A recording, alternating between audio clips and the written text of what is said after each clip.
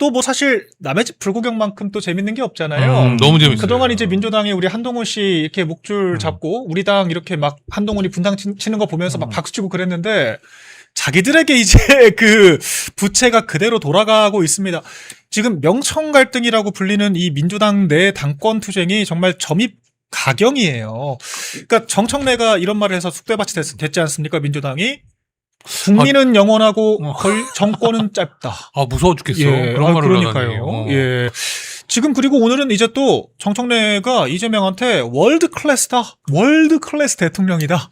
이렇게 이야기를 했는데, 우리가 삐딱하게 보는 게 아니라 이거 누가 봐도 비꼬는 거잖아요.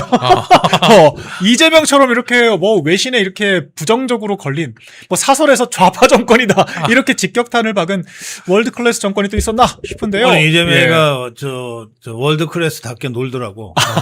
월클이죠. 이탈리아 총리랑 얘기를 하는데. 네. 월드컵 본선에서 만났어야 하는데 이러더라고. 그 나는 처음에 이게 이탈리아가 예선에 떨어진 게 큰 이변인데 예. 그것도 모르고 했나 그랬더니 아니에요. 알아. 네. 예선에 떨어진 건 알아. 그러면 그 제가 이탈리아 사람들은 진짜 축구에 진심이더라고. 그렇죠. 축구 스페인, 진심이죠. 이탈리아 이런 네. 사람들이 진짜 진심이더라고. 근데 이 월드컵 예선에 떨어진 거는 정말 국치 같은 거. 망신이죠. 아니 그걸 예. 총리한테 놀리는 것도 아니고 집단에는 덕담이야. 아이고, 너네 못 왔지? 이렇게 들리는 거죠. 그러니까. 아니 그러니까 완전 왜 월드 클래스 수준으로 이건 좀 아주 아하. 우둔한 거지, 스티핏한 거지 이거는. 아하. 예? 나라 망신을 월드 클래스로 시킨다. 이건 거의 뭐 그냥 싸우자는 이탈리아에 거 대해서 아닙니까? 쌍욕한 예. 거나 다를 거 예, 없는 싸우자는 거죠. 거죠. 이거. 상처에 속을 확 뿌린 거라니까. 너네 축구 못하잖아. 약간 이런 느낌으로. 야, 정말 월드 클래스는 예. 맞네요. 이재명이 참 눈치가 없다는 것도 참 결점이긴 한데 저는 네. 무엇보다 좀 강 건너 불구경, 남의 집 싸움 불구경을 갖다가 보기 전에 네. 꼭 하나 짚고 넘어가고 아유, 싶다. 해주시죠. 정말 국민의힘은 민주적인 정당이구나. 네. 왜냐면 지금 여기서 나오는 수준들의 얘기들 있잖아요. 예. 사실 정청래가 지금 이재명에 대해서 얘기하거나 아니면은 뭐 이번 선거의 결과를 두고 민주당에서 뭐 책임론이 뭐 불거진다 이런 얘기들은 국민의힘 내에서는 늘상 지도부를 향해서 계속 해오던 것들이에요. 그렇죠. 그냥 시도 하고 때도 싶은 말 다 해. 윤석열 대통령 때도 그러니까요. 대통령한테 그냥 계속 그냥 뭐 당원 게시판에 가서 여론 조작을 한다든가. 그렇죠. 막 쌍욕도 온갖 하고 그냥 막. 입에 담을 수 없는 욕설을 갖다가 매일같이 해도 아무도 처벌 안 받습니다. 그런데 얘네들은 이 정도 얘기만 해도 곧바로 막 대변인이 날아가고 그러잖아요. 그러니까요. 지난주에 본 것처럼 어허. 저는 더불어민주당이 민주적인 정당이 아니라 무엇보다 국민의힘이 너무 민주적이어서 문제다. 예, 그 부분은 먼저 짚고 넘어가고 싶습니다. 당원 게시판에 쌍욕을 하고 댓글 조작하다가 쫓겨나도 뭐 지금 박정훈 의원 같은 경우에는 한동훈 복당 한두 달 내에 해야 된다. 뭐 이런 얘기. 그러니까요. 이런 얘기하면은 민주당에서는 네. 징계예요, 징계. 특검을 한두 달 안에 통과시키자고 하는 게 아니라 한동훈 복당을 근데 한두 달 안에 하자고요. 예. 제가 올림픽공원에 이제 거의 매일 나가잖아요. 네. 보면 우리 국민들이 거기 나오신 분들이 어디 제가 나온 거를 이제 아시니까 네. 유튜브를 통해서도 알고 하시니까 일부러 찾아오세요. 그분들 열이면 열 뭐라고 저한테 말씀하고 싶어서 오시는 거야. 뭐라고 말씀하시냐 그러면 한동훈이 절대 막아주세요. 자꾸 이제 뉴스를 보는데 이게 자꾸 뭐 복당 얘기가 자꾸 나오니까 네. 예? 한동훈이 막아주세요. 정말 절실하고 처절하게 그런 말씀들을 하세요. 네, 그래서 네. 제가 저 뭐 평당원에 불과하지만 큰 소리 칩니다. 네. 제가 막아드리겠습니다. 어떡해. 그 마음을 모으는 거죠. 제가 막아드리겠습니다. 예, 얼마나 절대. 중요합니까? 예. 그러니까 이제 우리 그 국민의힘 당원분들이 걱정하실 정도로 네. 이 국민의힘 정당은 그런 얘기도 막지 않는 거예요. 그러니까 그런 얘기가 그러니까요. 계속 나오고 그런 얘기들을 걱정을 하시긴 하지만 네. 분명히 막히긴 막힐 거다. 다만 반면 민주당도 마찬가지로 보십시오. 네. 조국 복당? 제가 볼 때는 향후 한 15년 이상은 아유, 불가능하지 않을까. 거론도 못해요. 그러니까 예. 민주당이 없어지지 않는 한 제 네. 생각에 불가능할 것 같거든요. 그런데 아무도 얘기 안 하잖아요. 그거에 네. 대해서 얘기를 못 하는 거죠. 그런데 그렇죠. 이 국민의힘 정당은 그동안 너무 민주적이었습니다. 그러니까 이번 참에 아주 그냥 좀비들부터 싹싹 쓸어버렸습니다. 원칙주의 정당으로 바꿔야 되는 게 사실 저는 좀 지금 상황이 좀 웃겨요. 지금 친한계들이 무슨 개선 장군 행세를 하거든요. 해당 행위를 해서 우리 당 후보를 돕지 않고 적군 무소속을 도와서 당선을 시켰으면요 제명 사유예요. 음. 제명 사유인데 오히려 목청을 높여요 복당시키라고. 네, 제가 아주 좋아하고 존경하던 네. 정치인이 있는데 예. 그분이 최형우라는 분이에요. 아. 근데 이분이 한참 중진 정치인일 때, 음. 네. 그러니까 지금부터 한 30년 전이죠. 그때 깐족깐족하는 거 애들이 꼭 있잖아 어디. 네. 응? 어디에 있어요. 그 이제 그 깐족거리던 것 중에 하나를 의사당의 복도에서 만났대. 잠깐 와봐라. 그러니까 이게 중진이고 여기 초재선 와보니까 그냥 왔대요. 근데 그냥 이걸로 그냥 했다는 거 아니에요. 아. 예. 존경스럽습니다. 그러니까 질서와의 기강 측면. 이게 필요하다니까. 예, 예. 이거네. 아니 그 뭐 3, 40년 전의 정치니까 이게 예. 뭐 통했겠지만 저는 뭐 꼭 이게 손을 안 쓰더라도 네네. 저도 이렇게 밖에서 평론하면서 보면 야 너 좀 와봐라 하고 싶은 애들이 있거든. 아. 그저 무슨 박정훈이다 뭐 무슨 저 있잖아요 우재준이다 뭐 제 여자는 뺄게요 여성은 빼고 네. 이런 것들은 말이 싫은 거야. 그래서 좀 와봐라 너 좀. 저는 그때 정치가 더 솔직했다고 생각합니다. 아니 이 솔직히 사람들 앞에서 우리가 너무 막 그러니까 물론 품격이 필요하죠 당연히. 예. 그 품격이 결국엔 국민에 대한 공감대인데 그렇잖아요. 이게 국민을 대표하는 사람들이 품격 없이 행동하면 안 되겠으나 네. 가끔 가다가는 주먹이 품격일 때도 있습니다. 사실 좀 당 상황 보면요. 사실 앞에서 품격 있게 얘기를 하시는 분들도 뒤에 가서는요. 다들 부글부글 합니다. 그쵸. 이분들의 언동에 대해서. 근데 우리 좌파 얘기할 때 요거 한 가지는 좀 짚고 갔으면 좋겠어요. 뭐냐면 네. 대권 꿈을 꾸는 자들 있잖아요. 뭐 우리 쪽에도 있고 저쪽에도 있죠. 늘 네. 있는데 이 대권 꿈을 꾸는 자들의 철칙이 하나 있어. 뭐냐면 이제 그러니까 정권을 잡고 있는 경우에는 네. 둘 중에 하나를 선택해야 돼. 하나는 그 현직 권력인 대통령의 똘마니가 되든지, 네. 또 하나는 이 현직 권력과 맞짱 뜨든지. 네. 둘 중에 하나거든요. 확률은 맞짱 뜨는 게 월등 높아. 그 임기가 정해져 있기도 하고. 네. 예. 이게 이 대권 주자로 가는데 네. 대통령이 되는데 맞짱 떠서 승리할 확률이 월등 높아요. 네. 그래서 이 대권 꿈을 꾸는 자들은 늘 고민을 한다니까 내가 이거 이재명과 맞짱을 떠야 돼? 네. 아니면 그냥 똘마니 노릇을 하면서 낙점 받아서 가야 돼? 네. 지금 이 겉으로 보기에 김민석이는 똘마니 노릇하다가 낙점 받아서 가는 코스로 지금 갈리는 거 아니에요. 네. 그런데 김민석인들 이런 걸 모르겠냐고. 이런 걸 한두 번 본 게 아닌데. 그렇죠. 아마 고민이 많을 거야. 김민석 그리고 머리 터질라 그랬죠. 어느 순간 내가 두들겨 패야 되겠다고 나설 수도 있어요. 맞습니다. 예. 정청래는 이미 그 자기 결론을 내려놨어. 나는 어차피 이재명 똘마니로 기원받지는 못해. 네. 그리고 그렇게 해서 낙점 받지도 못하고 낙점 받아봤자 본선에서 이기지도 못해. 연임 아니면 컷오프예요. 정청래는. 그러니까 맞짱 뜨는 거야.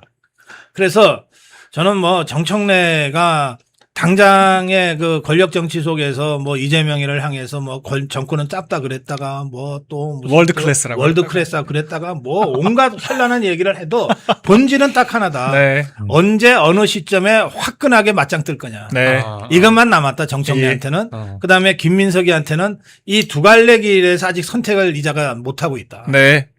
못 하고 있는데 언뜻 보기에는 똘마니에서 낙점받는 쪽으로 일단 방향을 잡은 것 같은데 네. 그건 지가 스스로 생각해도 이거는 죽는 길이라는 거를 김민석이도 안다.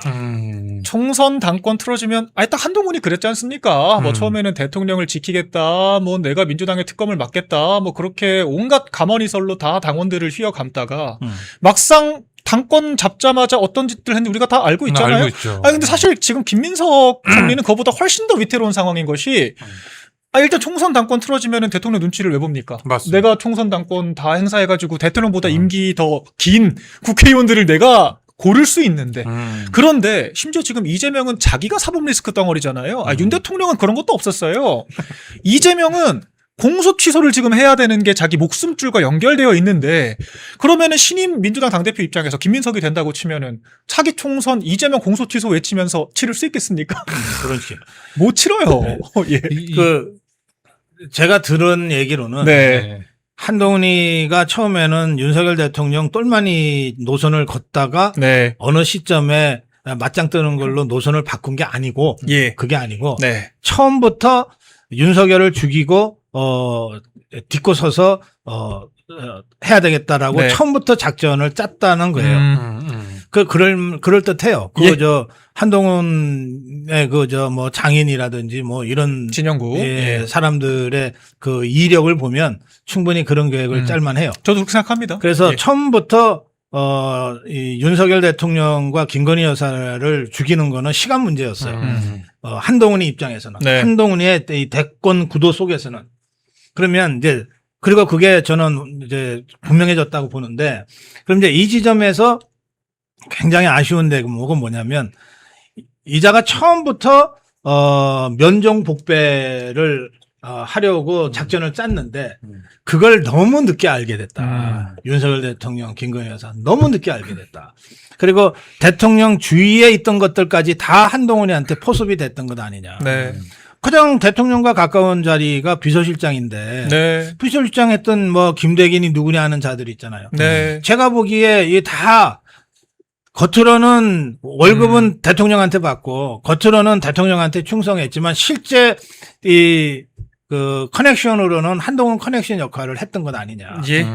그러니까 저는 자세히 모르지만 아실 거예요. 예, 저 안에 있었으니까. 당시 윤석열 대통령 대통령실에 있는 실무자들 중에 가장 많은 계보가 한동훈 계보였다. 맞습니다. 예. 왜냐하면 인사권을 한동훈이 행사를 했어요. 사실상 그러니까. 민정수석 역할을 법무부 장관이 했잖아요. 그래서 이자는 무슨 김건희 여사 문자 씹은 일십에서부터 또는 네. 윤석열 대통령 뭐 탄핵에서부터 배신한 게 아니라 그 훨씬 전에 네. 그 훨씬 전에 그 법무장관을 하기도 전부터 딴 생각하고 다른 길을 가고 있었다. 네. 저는 그렇게 봅니다. 그럼요. 아니, 한동훈 씨는 뭐 제가 거듭 말씀드리듯이 존재 자체가 폐륜적인 인물이기 때문에 맞습니다. 뭐 윤 대통령한테만 그런 게 아니라 이명박 전 대통령, 박근혜 전 대통령 할 것 없이 자기가 보수 정권의 녹을 먹고 보수 대통령들만 잡아먹고 올라온 게 한동훈이기 때문에요. 윤 대통령 정권은 오히려 더 쉽게 생각을 했겠죠. 자기가 실권이 또 있지 않습니까? 그래서 사실상 법무부 장관이 인사 검증이라고 하는 명목으로 민정기능 다 가져가고 사정 국면 주도했죠. 문재인, 이재명 수사 똑바로 안 했죠. 왜냐하면 뭐 한동훈 내심 그런 생각 안 들었겠어요? 이거 제 추정입니다. 이재명이 한번 당선되고 사법 리스크 있는 이재명이 집권을 해야 차차기에 자기가 하기 편하겠다. 이런 생각을 했을 거라고 보거든요. 맞습니다. 그런 동기가 없고서야 문재인 이재명 수사를 그따위로 할 수가 없어요. 맞습니다. 보수 대통령 수사 한 것에 반의 반만 했어봐요. 저렇게 되나. 그러니까 저희가 볼 때 이제 지금 와서 볼 때는 예. 한동훈마저도 이재명을 지지하는 거랑 다를 바 없잖아요. 사실상 예. 수사를 개판으로 함으로써 그래서 결국엔 자기가 해먹겠다는 거 아닙니까? 네. 이런 상황에서 볼 때 우리에게 보석 같은 존재가 있다. 예. 그게 바로 정청래입니다. 그렇죠. 여러분. 이 위러링이 되는 거. 그러니까요. 민주당의 한동훈, 리버스 한동훈. 우리는 정청래를 지켜야 됩니다. 예. 지금 아까 전에 이제 고 박사님께서 말씀하신 것처럼 이 대권에 도전할 거냐, 네. 아니면 대권에 순응할 거냐, 맞설 거냐 이 둘 중에 선택을 하는데 이 비겁한 놈들이 아무도 지금 현재까지는 대권에 맞서질 않고 있어요. 네. 누구만 맞서고 있느냐? 정청래. 아하. 정청래. 이 보석 같은 존재 아닙니까? 예. 좀 더 열심히 선명성 있게 하길 바랍니다. 그리고 지금 아직 김민석도 갈팡질팡 하는데 그렇게 가다가는 죽는다는 거를 본인이 제일 잘 알아요. 오랜 정치 경험으로 잘 알고 있어요. 잘 알고 있죠. 네. 그런데 아직도 이제 보면은 뭐 예를 들면 박범계라든가 뭐 이현주라든가 뭐 이런 사람들은 아직도 분위기 파악 못하고 그냥 그러니까 이제 대권에 도전을 해야 되는데 당권에 도전을 하는 거죠. 네. 그래서 정청래를 까기 위해서 이번에 실패라고 할 수밖에 없다 하면서 계속 밑밥을 깔고 있거든요. 네. 사실 그런데 이제 그게 과연 이재명에게 얼마나 도움이 되는지 그리고 또 본인들의 앞날에 얼마나 도움이 되는지는 의문입니다. 약간 이럴 수 있을 것 같아요.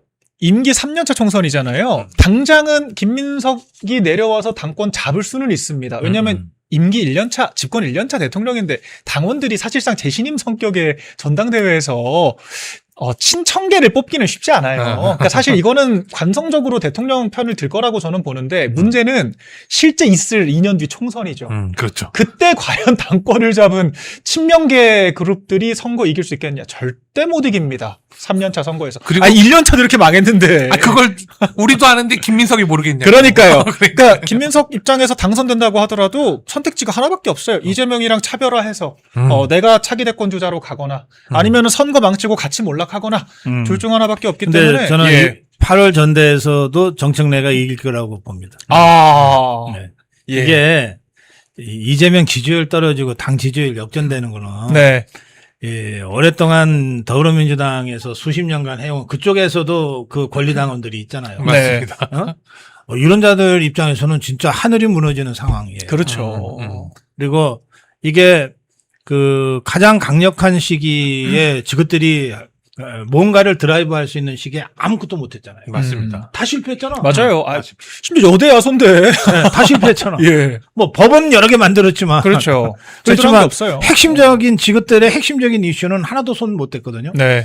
뭐 이를테면은 개헌 실패했잖아요. 그렇죠. 이재명이 공소 취소 이거 공소 취소. 예. 아직 못했잖아요. 역풍 맞고. 앞으로도 아마 앞으로도 안 될 절대 거예요. 못 합니다. 네. 못할 거예요. 그러니까 이런 식이거든. 그래서 이미 이재명의 그 권력누수 레임덕은 시작이 됐어요. 네. 그리고 그걸 가속화시키는 게 리얼미터 조사인 거예요. 아하. 야, 이거 이재명이 끝났네.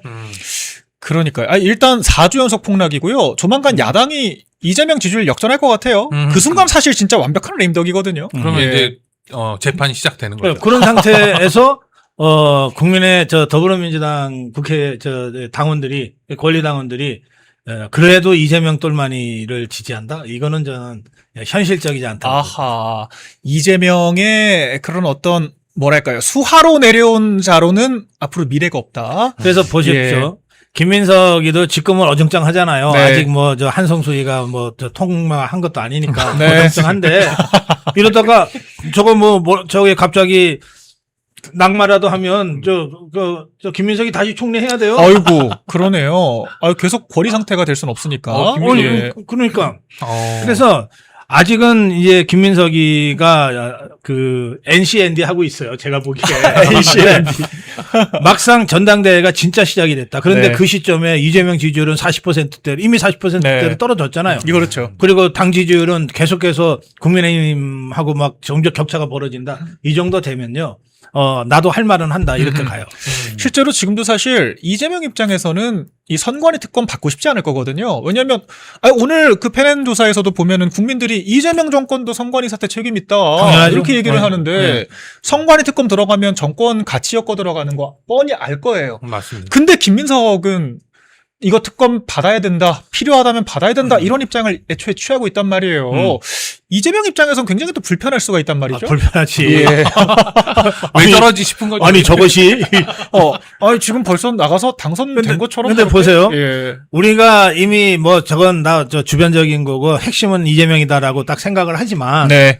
이게 국정조사하고 특검이라는 게 참 재밌어가지고 예. 국정조사를 했는데 이게 몰디브에서 이 사람들이 진짜 뭘 했는지가 구체적으로 막 생방송을 통해서 국민들한테 막 드러날 거 아니에요. 아유, 예. 모히또를 몇 잔을 마셨는지 막 이런 게 맞습니다. 드러날 거 아니에요. 그렇죠. 그 순간 국민적 분노는 그때부터 더 올라가는 거거든요. 뒤집어집니다. 예. 예. 그러니까 이게 저것들은 지금 국정조사 특검을 안 받고는 도저히 이 올림픽공원 상황을 어떻게 할 수 없다고 생각하니까 일단 네. 그거는 지그들이 그냥 대폭 양보를 해서 받았는데 저게 막상 진행이 되면 그때부터 국면은 또 달라지는 거예요. 맞습니다. 맞습니다. 예. 네. 저는 그래가지고 사실 이제 올림픽공원 이제 우리 6.3 민주항쟁, 재선거 항쟁 이거에 있어서 네. 사실 뭐 여러 가지 해법이 있겠죠. 여러 가지 해법 중에 뭐 하나만 해야 되는 건 당연히 아닙니다. 다 해야 되지만 종국적으로는 당연히 재선거로 귀결이 돼야 되는 거고. 네. 그런데 이제 거기서 지금 고 박사님 말씀하신 부분이 되게 중요하다고 생각합니다. 국정조사가 사실 키일 가능성이 있어요. 예. 사실은 특검조사나 이런 것들이 물론 종국적으로 처벌을 받게 하는 데는 어떤 절차적으로 당연히 필요한 피사실 부분이 공표도 있겠지만 하고 뭐 고발도 네. 하고 예. 그러나 국민적으로 분노가 일어나고 하는 네. 거는 사실은 국회의원이 해야 되는 겁니다. 아하. 국회의원이 이 문제를 국민들에게 설득력 있고 속속 들어오게 국정조사를 통해서 어젠다를 세팅을 해줘야 되는 거죠. 네. 그러면은 그때부터는 이제 이재명은 정말 잠 못 자는 날들이 계속 될 거다. 네, 멸콩TV에서 신제품 환신 나이가라 2+1 특별 할인을 진행 중입니다. 50년 전통의 신화제약에서 회사의 명예를 걸고 자신있게 만들었습니다. 면역력 강화, 혈액순환 개선, 피로 개선, 기억력 개선, 항산화에 도움을 주는 식약처 인정 건강기능식품입니다. 특히 밤에 주무시다가 화장실 문제로 불편을 겪는 분들에게 추천드립니다. 멸콩TV와 함께하는 환신 나이가라, 많은 문의와 사랑을 부탁드립니다. 속보입니다. 내일 이재명 귀국 환영 행사에 국무총리 행안부 차관 등 정부 인사도 부르는데 당대표랑 원내대표도 부르기로 했다고 방금 청와대 기자단 공지가 떴습니다. 이것들이 정청래 안 불렀다 난리가 나니까 아 그래 불러줄게 청래야 와라 하는 건데 이게 이미 기싸움에서 정청래가 생각보다 이기고 있다는 뜻 아니에요 박사님? 정청래가 이겼어요. 네? 그냥 가만히 있다가 이재명이가 불렀으면은 뭐 굳이 정청래가 이겼다고 할 건 없는데 네. 기자들이 정청래한테 오전에 계속 묻잖아요. 네. 내일 이재명 들어올 때 나 나갈 거냐. 그러니까 정청래가 뭐라 그러냐면 뭐 오라 그러면 가고 이게 대답이었거든. 부르면 간다. 오라 그러면 갈게 그랬거든요. 이게 다 보도가 됐어요. 그리고 난 다음에 이재명이가 진짜 와 달라고 한 거예요. 그러니까 가기로 한 거야. 그러면 자 정청래가 오전에 오라 그러면 가고 했는데 이재명이가 안 불렀다. 그럼 이재명이가 먼저 선전포고한 거가 되는 거니까 네. 이재명이라서 깝깝했을 거예요. 그러니까 결국은 정청래가 우리 저 전문용어로 선빵 날린 거지 제대로. 그렇죠. 그러니까 이게 지가 유럽 갈 때 정청래 안 부른 이유를 청와대에서 뭐라 설명했냐면 지금 국회에 산적한 안건이 많다. 국회에 할 일이 많다. 아니 일주일 전이랑 지금이랑 국회 일들이 해결됐나? 그러게요. 더 안 좋지 지금?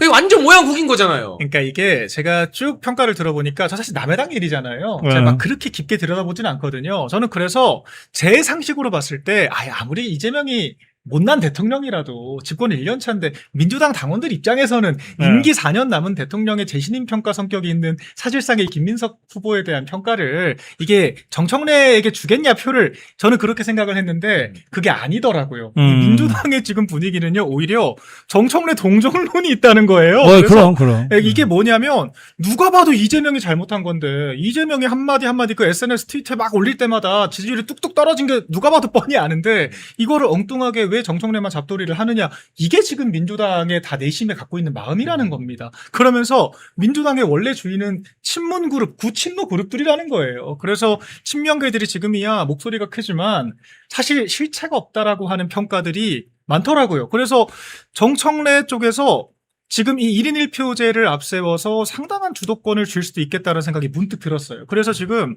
그 내각의 관계자들도 사실상 굉장히 공포에 떨고 있을 가능성이 큽니다. 왜냐하면 저기 다 배째라고 들어갔거든요. 근데 정청래가 되면 공천 못 받지 않습니까? 그러니까 이재명을 지켜줄 만한 호위무사들이 전부 다 떨어져 나가게 되면요. 정권 자체가 위태로워질 수 있기 때문에 지금 이 정청래를 둘러싼 이 친문 그룹들의 정치력이라고 하는 거를 우리가 또 흥미롭게 지켜볼 만하다. 평가를 하고 있습니다. 경적 필패라는 말이 있는데 이재명이가 정청래를 너무 알로 봤어요. 그래서 이 정청래는 이재명이가 밖에만 나가면 뭐 사고를 쳤거든. 그 중에 제대로 친 사고가 1인 1표 이제 통과시킨 거예요. 맞아요. 그 됐잖아. 해냈습니다. 그리고 이재명 이걸 핑계 냈던 되잖아요. 거를. 이거 이재명이 하던 거야. 그러니까 어떻게 되냐면 그동안 그 전국 대의원 대회가 전국 당원 대회가 됐어요. 맞아요. 대의원이 아무 의미가 없는 거예요. 근데 전국 당원 대회가 됐으니까 이 추세를 거꾸로 갈 수는 없어요. 그렇죠. 당장 우리도 지금 책임당원 100만 시대를 돌파했기 때문에 이제 책임당원의 발언을 도외시하고 배제하고 뭘 한다는 건 불가능해졌잖아요. 그렇죠. 그런 식이에요. 그래서 그때 이를테면 이재명이가 그때 정청래를 믿을 수 없다고 생각했으면은 1인 1표 그거를 막았을 거예요. 막으려고 했죠, 사실은. 근데 안 됐잖아요. 안 됐어요. 그러니까 이재명이가 정청래를 너무 가볍게 보고 알로 보고 하다가 경적 필패 하는 상황까지 지금 내몰리고 있다고 봅니다. 그러니까 한 언론사 기사에서는 이렇게 나옵니다. 정청래 측근 인터뷰 해봤더니 당원 상대로 차기 당대표 선호도 여론조사 돌리면 정청래가 김민석보다 높게 나온다. 당연할걸? 그리고 예. 지방선거 패배로 김어준과 유시민과 최욱이 약간 웅크리고 있어요. 네. 숨을 골라. 욕을 먹으니까 김어준은 프랑스 갔다 오고 네. 최욱은 2주 동안 매부쇼를 쉬어요. 유시민도 노무현 사위한테 욕 먹으니까 노무현 재단 뭐 이 상인공문 해촉하고 해촉해달라. 예. 웅크리고 있는데 얘네가 조금 지나면 7월 되면 어떤 발톱을 드러낼까? 얘네는 정청래를 만들어야만 조국과 같이 이 당을 다시 자기들 걸로 만들 수 있잖아요. 네. 저는 그거 장난 아닐 거라고 봐요. 그리고 기본적으로 이재명이 당원들한테 밑보일 만한 행동들을 많이 했죠. 이를테면은 뭐 저는 이 부분에서는 청와대 말이 맞다고 생각을 하지만 검찰 개혁에 대해서 지금 민주당 강성층들은 아예 완벽한 해체를 바래요. 보안 수사권 자체가 필요 없다고 얘기를 하거든요. 정청래가 지금 그런 니즈를 정확하게 받들고 있습니다. 오히려 이재명은 좀 중재를 하려고 하는 그런 제스처가 있고, 그리고 사실 자꾸 이게 뭐 중도 보수다 하면서 이해운 같은 사람들 데려왔다가 문매를 많이 맞았잖아요. 그러니까 이런 것들이 당원들의 눈으로 봤을 때는 이재명에게 하나둘 업보 스택이 쌓이고 있는 거죠. 그리고 사실 이재명이 지금 지지율이 원래는 지지율 가지고 이게 과시를 했던 건데 점점 민주당이랑 비슷하게 따라잡고 있어요. 그러니까 이렇게 하다가 정당 지지율이 대통령을 넘어서는 순간부터가 진짜로 임덕이거든요. 그러니까 지금 그런 과정으로 가고 있는 상황에서 당원들이 고지고대로 대통령 임기만 보고 대통령을 재신임할 것인가, 여기에 대해서도 물음표가 드는 게 사실인 것 같습니다.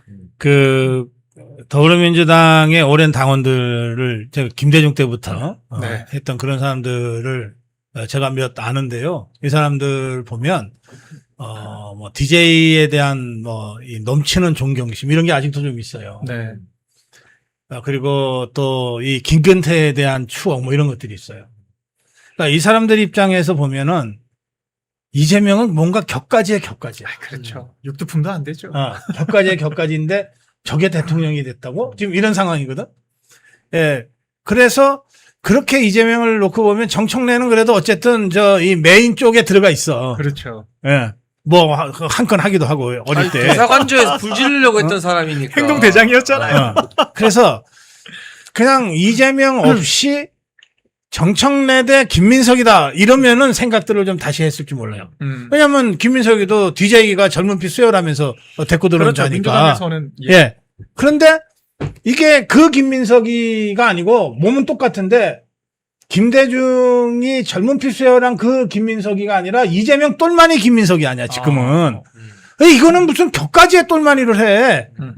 그렇게 지금 이 정서상 네. 그런 게 있어요. 그래서 그 당원들 중에는 최근에 들어간 당원들도 있겠지만 수십 년 당원들이 꽤 많이 있어요. 네. 그 당원들이 보기에는 그래도 어떻게 이재명이야 어쩔 수 없이 잘했다 치더라도 어떻게 이재명 똘마니 하는 사람을 대표로 세우냐 쪽팔리게 라고 하는 정서가 있습니다. 그리고 저희는 이제 잘 모르는데요. 우리는 신경도 안 쓰는데 네.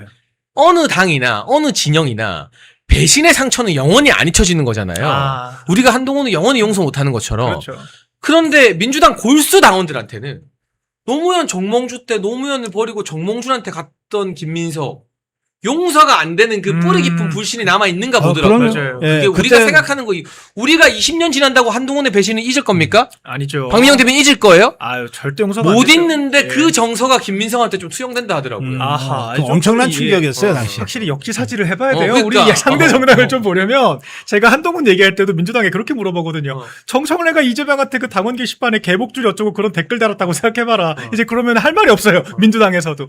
아무튼 뭐 그런 건데, 그래서 민주당의 정서가 생각보다는 약간 김어준의 비호를 받는 정청래 쪽이, 딴지일보가 조금 민주당의 오히려 주류의 목소리가 아닌가 싶은 생각이 많이 들더라고요. 재밌는 기사가 하나 있었는데요, 박사님. 그 이재명이 그 SNS로 정청래를 공개 저격을 몇 번 했잖아요. 지선 이후에 뭐 여당은 그릇이어야 된다느니 뭐니 막 이러면서 그 이후로 정청래가 하루도 안 빠지고 매일 딴지 게시판에 접속해서 글과 댓글을 남기고 있다는 기사가 하나 나왔습니다.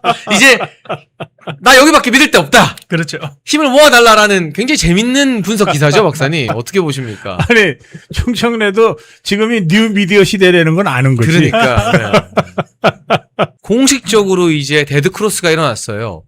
이재명의 부정평가가 긍정평가를 넘는 여론조사가 조원 CNI. 이 정도면 굉장히 인지도 있는 여론조사 업체잖아요.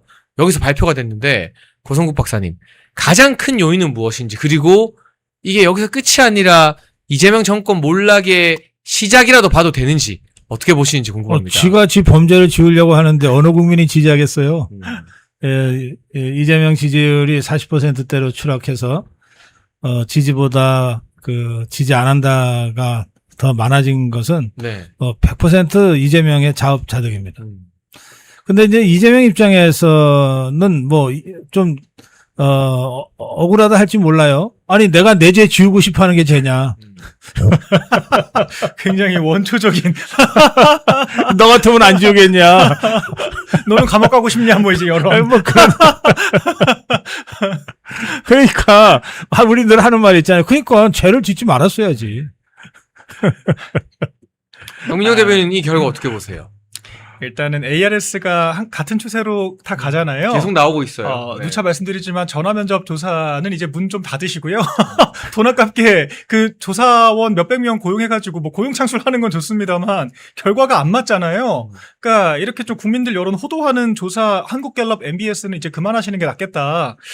덧붙여 말씀드리고 ARS 다 똑같습니다. 국민의힘이 오차범위 안팎으로 민주당 역전하고 있다. 똑같이 나오고요. 전부 다 앞서는 것으로 이번 주는 나왔어요. 이재명 지지율도 과반 밑으로 떨어지더니 이제 오늘 쐐기를 박은 거죠. 아예 데드크로스라고 쐐기를 박은 건데 뭐 여러 가지 요인이 있겠죠. 일단 가장 먼저 민주당 스스로 선거 패배했다라고 얘기를 하죠. 민주당 선거 패배에 대해서 다들 집권 1년 차라 아직 대놓고 말을 못한다 뿐인 것이지 우리 모두가 알고 있습니다. 이재명이 제발 그 입 좀.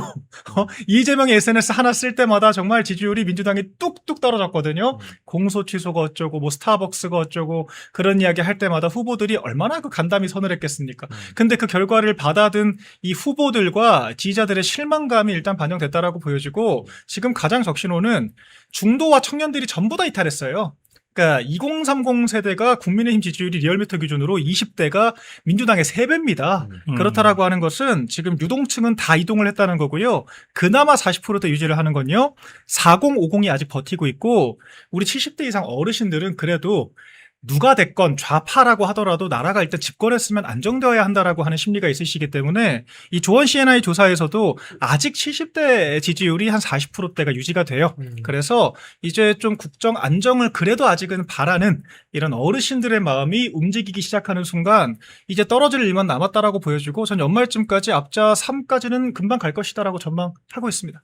그러니까 여당하고 야당이 조사를 우리가 읽을 때 조금 이제 좀 다르게 봐야 되는 부분은 이 권력을 잡고 있는 것들은 대통령이라는 권력이 있고 또 당 지지도가 있잖아요. 네. 그러니까 이게 대체로 같이 움직이지만 때로는 이제 서로 다르게 움직일 때도 있거든요. 근데 특히 이제 당에서 차기 대권 주자가 당을 이끌 때는 현직 대통령의 지지율은 떨어져도 뭐 당 지지율은 올라간다든지 그렇죠. 이런 경우는 있을 수 있는데 이제 제일 좀 이 노답 상태가 뭐냐면 둘이 같이 떨어질 때 앞서거니 뒤서거니 서로 자기가 먼저 떨어지겠다고 그냥 꼬라박을 때거든요. 지금 이재명이와 더불어민주당 상황이 딱 그렇습니다. 그래서 저거는 당분간은 답이 없습니다. 그리고 서로 그 추락의 이유를 상대방에게 돌리기 바꾸거든요. 그렇죠. 네. 정청래 쪽에서는 이재명 때문에 떨어졌다. 이재명 쪽에서는 정청래 때문에 그렇지. 떨어졌다. 떨어진 거는 팩트니까. 그리고 이게 8월까지는 이어져요. 네. 전당대회가 8월에 있고 전당대회에서 김민석이든 정청래든 뭐 송영길이든 결정이 나도 그 후폭풍과 여진이 한참 갈 겁니다. 그렇기 때문에 이 추락하는 지지율의 날개가 없을 것으로 전망이 되고요. 제가 이걸 분석했을 때 고무적인 건 박민영 대변인 말한 것처럼 지금의 2030 세대가 국민의힘 지지율을 견인하고 있는데 20대 때 한 번 생긴 정치 성향은 잘 안 바뀌거든요. 그렇죠. 그러니까 노무현 전 대통령 서거 당시의 20대들이 강력한 친노 친문 팬덤이 되어서 지금 40대 50대가 민주당의 콘크리트 지지층이 된 거잖아요. 근데 지금의 10대 20대들은 이제 선관위에 투표용지 부족 사태, 이 선거 부정 사태가 강력한 내관이 되어서 곧 죽어도 민주당이나 좌파들을 지지하기가 어려운 세대로 굉장히 중요한 시기를 겪어 나가고 있는 것 같아요. 그럼 이게 당장도 당장이지만 10년 뒤, 20년 뒤를 바라봤을 때 보수 우파에게 굉장히 큰 자산이 되는 중대한 사건이고 중요한 여론 지형의 변화가 아닐까 싶습니다, 박사님. 그러죠. 굉장히 중요한 부분인데요. 이제 그걸 정치학에서는 이제 political socialization이라고 해서 따로 연구 영역이 있어요. 네. 그만큼 중요합니다. 정치 사회화. 근데 이 그동안의 정치 사회화 영역에서의 경험적 연구에 따르면 대체로 10대 후반, 20대 초반에 정치의식이 거의 만들어져요. 완성이 되는 건가요? 네. 예. 그런데 이 10대 후반, 20대 초반에 어떤 요소가 영향을 제일 크게 주냐? 뭐 가정교육이 줄 수도 있고, 학교가 줄 수도 있고, 친구가 줄 수도 있고, 종교단체가 줄 수도 있고, 뭐 그렇잖아요. 직장이 줄 수도 있고. 네. 그런데 제일 큰 영향, 그리고 오랫도록 그 영향을 주는 것은 집단적 경험입니다. 집단적 경험. 예, 사회적 집단 경험. 네. 그러니까 지금 아까 말씀하셨잖아요. 40대, 50대가 10대 후반, 20대 초반 때 뭘 집단적으로 경험했나, 이 사람들이. 그게 효선이 미선이 사건, 뭐 광우병, 뭐 노무현 뭐 극단적 선택으로 뭐 지켜주지 못해 미안해하면서 눈물 찔찔 짜던 이런 게 그 10대, 20대 후반의 집단 경험이에요. 세월호 참사 이런 거. 그러니까 이 사람들은 지금 40대, 50대에도 그때 형성됐던 반체제, 반정부, 반자유민주주의, 이 좌파 성향이 농후한 거고, 이런 성향은 이 사람들이 70대가 돼서 자연스럽게 보수화되지 않아요. 그때 깊이 각인된 그 인식이 70대에도 그냥 가지고 갈 가능성이 많아요. 그러면 지금 우리가 주목해야 될 것은 지금의 10대, 20대가 지금 경험하고 있는 이 집단 경험 있잖아요. 네. 그게 1, 2, 3 계엄을 통해서 스스로 개몽된 경험. 그 다음에 이번, 올림픽 공원에서의 참정권 찾기 주권 행동. 이런 거를 10대, 20대가 집단적으로 경험하고 있잖아요. 그리고 이 경험은, 좌파들의 경험은 구경하는 경험이었어요. 자기들이 주체였지 않았거든요. 그런데 지금의 이 10대, 20대, 30대의 경험은 자기가 주체가 돼서 하는 경험이에요. 훨씬 더 강하고 더 깊이 각인되죠. 그래서 저는, 앞으로 10대, 20대, 30대가 향후 30, 40년 동안 대한민국을 이끌어갈 이제 허리가 되고 주체가 되는데 저는 앞으로의 10년, 앞으로의 20년은 정말 걱정할 필요가 없다. 그렇게 생각합니다. 그리고 직접 올림픽 공원에 못 갔더라도 많은 10대, 20대들이 이번에 SNS에 인증샷을 남기면서 이 사태에 분노를 했거든요. 그게 박사님 말씀처럼 참여한 경험이잖아요. 그럼요. 그럼 사람은 자기가 참여한 경험을 후회하고 되돌리기가 굉장히 힘들어요. 심리적으로든 인지적으로든. 그러니까 저는 정말 고무적인 게 단순히 20대 남성뿐만이 아니라 이번에 전 20대 여성들의 참여가 올림픽 공원에서 두드러졌다고 보이는데, 그러니까 오죽하면 일부 언론이 이걸 헐뜯으려고 잠실 올림픽 공원에서 우파 청년들 소개팅한다 뭐 이런 기사도 내더라고요. 아니 근데 한편으로는 그게 왜 나빠? 아이고. 맞잖아. 네. 거기가 어떻게 보면 또 축제 현장이기도 한데. 그렇죠. 문화의 장이 된 거기서 거예요. 정말 비슷하게 나온 사람들끼리 뭐 좋은 감정 누가 뭐 불쾌하지만 않는다면요. 그렇죠. 그게 나쁠 것도 없거니와 네. 그런 기사까지 나온다는 건 자꾸 2대남만 주목했지만 오히려 2대 여들도 이번 사태를 계기로 확실하게 저 좌파하는 선을 긋기 시작했다. 그리고 본인을 보수 우파로 커밍아웃 하는데 아무런 부담감을 안 느끼는 세태가 되었다는 건데, 이게 앞으로의 지금 우리가 오늘 여론조사로 기뻐할 게 아니라 박사님 네. 말씀처럼 10년, 20년을 두고 굉장히 큰 변화와 어떤 시대의 물결이 이번에 휘몰아치고 있는 게 아닌가 하는 생각 듭니다. 이 중에서 제일 어린 박민영 대변인은 좀 더 체감이 많이 될 거잖아요. 제가 33이거든요. 네. 그래서 사실 딱 저는 왜 젊은 층들이 좌파를 싫어하냐. 사실 30대도 거의 20대만큼이나 국민의힘 지지세가 높거든요. 거의 더블 스코어 나와요. 리얼미터 보면은 20대는 민주당 20, 국민의힘 60이에요. 3배예요, 3배. 30대 같은 경우에도 25대 50%대가 나와서 2배가 넘게 나옵니다. 그러니까 지금 30대까지 딱 포괄하는 이 정서들이 있는 건데, 그냥 쉽게 말해서 좌파들을 이제 기득권으로 보는 거예요. 무슨 민주당이 얼어 죽을 진보입니까? 지금 지킬 것들이 얼마나 많은, 지금 가장 큰 제도권 권력을 틀어진 기득권이 민주당인데요. 자기네들부터가 언어 자체가 달라졌잖아요. 합법적인 몽둥이를 들겠다. 내가 법도 좌지우지할 수 있는데 그 법으로 당신들을 찍어 누르겠다라고 당당하게 이야기를 하는 이 존재, 모순적인 존재, 진보 대학생이라고 하는 존재가 바로 지금 좌파들의 실체라고 하는 걸 우리가 너무 잘 알고 있습니다. 청년들은 늘 기득권에 저항해 왔어요. 물론 국민의힘도 대통령 정당이었고 굉장히 이제 그 체급이 큰 정당이죠.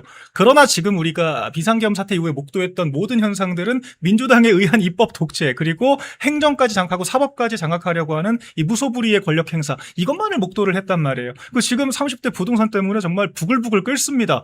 집을 못 사게 해요. 무슨 나라가 집도 사지 마라, 커피도 먹지 마라, 무슨 뭐 일본도 가지 마라, 회도 먹지 마라 하지 말라는 게 얼마나 많습니까? 그러니까 이 자유주의라고 하는 정서 자체가 이 뼛속 깊이 체화되면서 자란 젊은 세대 입장에서는 이 좌파들의 통제 일변도의 정서, 공산주의식 경제 정책이 도저히 이해가 안 되는 거예요. 그래서 아마 이 각인된 기억들은 오래 갈 거라고 저는 보는데 그렇다라고 해서 국민의힘을 마냥 좋아하냐? 그게 아닌 게 중요합니다. 그러니까 여전히 국민의힘도 별로야. 그런데 민주당 견제해야 되니까 딱 이 정도 감정이라고 봐요. 저는 대다수는. 그래. 왜 그러냐. 지금도 장동혁 대표만 싸우지 나머지 국회의원들 지금 의총 열어가지고 대표 거치고 어쩌고 저쩌고 이런 얘기 아직도 하고 있잖아요. 맞아요. 지금 장동혁 대표가 젊은 기수들을 앞장서서 이끌고 있는 지금 최전방에서 싸우고 있는데 뒤따라 도와주는 게 아니라 외려 발목을 부여잡으면서 내려오라고 지금 얘기만 하고 있으니 젊은 세대가 봤을 때 국민의힘이 저 당은 여전히 자기 밥그릇 싸움만 하는구나 이런 생각 안 들겠습니까? 그러니까 지금 진짜 이 일부 의원들 부환해동하는 의원들 정말 반성하셔야 돼요. 이번에 젊은 세대 겨우겨우 우리 당의 지지를 보내고 있는 젊은 세대 생착시키지 못하면요. 그게 바로 딱 지금 이 구태 기득권 자기 자리 지키기 바쁜 그 기득권들 때문에 떨어져 나가는 것이다. 이거 제가 분명히 말씀드릴게요. 우리 장해찬 최고위원 말씀 중에 좀 재밌는 부분이 있어요. 네. 그러니까 올림픽공원에서 우리 그 국민행동을 위해서 나선 젊은 청년들이 거기서 뭐 소개팅을 한다. 근데 그런 얘기가 있는데 마치 비난을 하는 듯이. 언론에서 그렇게 썼죠, 근데 기사를. 그게 뭐가 나쁘냐 그랬잖아요. 네. 그 최근에 그 이혼하는 사람들 또는 이제 데이트를 하다가 헤어지는 사람들의 원인을 보면 정치적 견해 차이가 제일 많아요. 그거 봤습니다. 언론 기사에서 나오더라고요. 그렇죠. 네. 그러니까 이게 서로 좋아서 만나서 데이트도 하고 뭐 결혼도 하는데 가만히 보니까 알고 보니까 이게 하나는 자유파가 하나는 좌파야. 그러면 사사건건 정말 이 밥을 같이 못 먹게 된단 말이에요. 결국은. 예? 그러니까 헤어지는 거예요. 네. 그러니까 아니 적어도 올림픽 공원에서 젊은 청춘 남녀가 만나면 네. 적어도 그것 때문에 헤어질 일은 없잖아요. 그러니까요. 그러니까 그거를 지금 언론들이요. 예. 저 올림픽 공원에 모인 청년들을 어떻게든 흠집내려고 예. 이재명이는 그리고 민주당 것들은 이거 뭐 폭력 시위대다 뭐 감금한다 납치한다 이런 프레임을 만들려고 하고 또 일부 언론에서는 마치 거기에 무슨 불순한 목적이 있는 것처럼 막 흠집을 잡는데 그런 게 정말 말도 안 된다는 거죠. 네. 자연스러운 일들인 거고 청년들이 그러니까요. 모이는 공간에서는. 네. 아니, 그만큼 이번 집회가 특수하다는 거죠. 뭔가 정치 결사체로서 정치적인 이해관계, 뭐 사적 이익이나 뭐 정파적인 목적을 아니, 가지고 그래서- 나온 게 아니라 문화적인 공간에 정말 내 참정권 보장받겠다고 맞아요. 나왔다는 거예요. 그래서 제가 말씀 나온 김에 혼기가 된 자녀들을 가지고 데리고 있는 우리 부모님들 있잖아요. 그 괜히 무슨 결혼정보회사 이런 데 보내지 말고. 이런 데 보내지 말고 네. 예, 그런 데 보내지 말고 올림픽 공원으로 나오세요.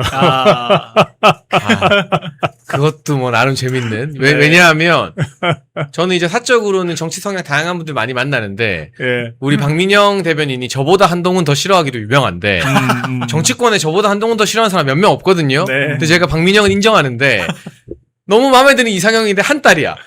위드훈이 팬클럽이야.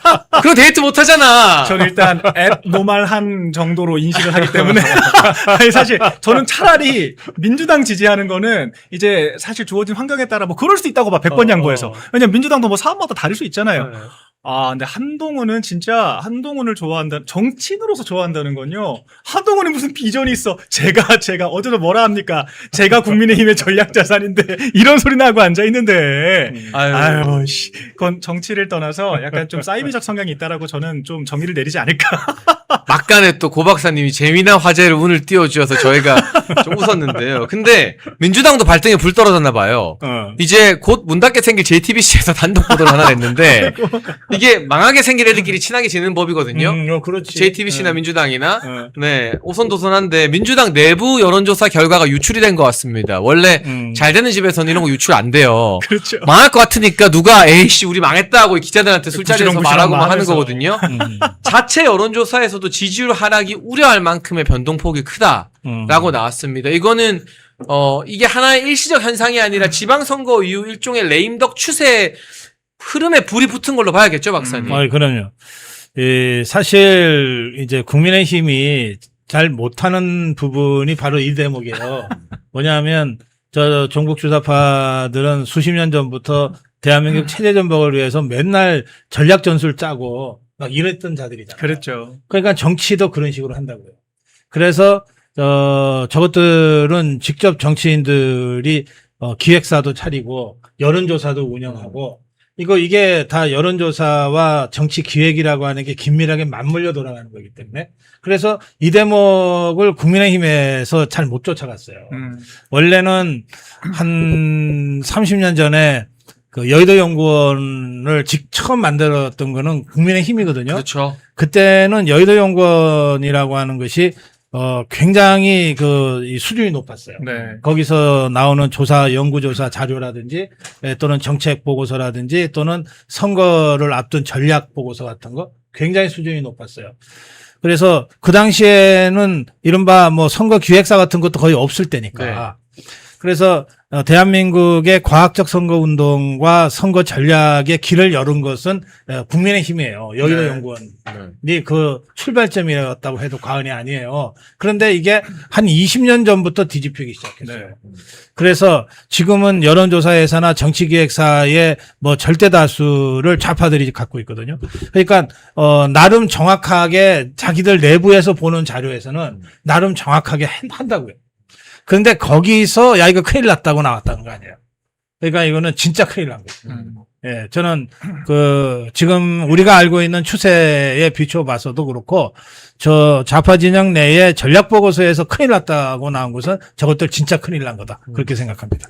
열콩TV는 이재명 정권의 독재에 맞서 행정, 입법, 언론의 자유를 지키기 위해 노력하고 있는 채널입니다. 여러분의 후원은 채널 운영과 대한민국의 진실을 알리는데 큰 힘이 됩니다. 우리의 자유와 미래를 지켜갈 수 있도록 멸콩 천사에 가입해 주시고 멸콩TV를 응원해 주십시오. 가입 및 후원을 원하시는 분들은 아래 배너의 전화번호나 댓글 링크로 문자 또는 가입 신청해 주시면 멸콩TV 더 좋은 출연진들과 함께 항상 좋은 방송을 만드는데 큰 도움이 되겠습니다. 멸콩 천사 후원 가입 많은 관심 부탁드립니다.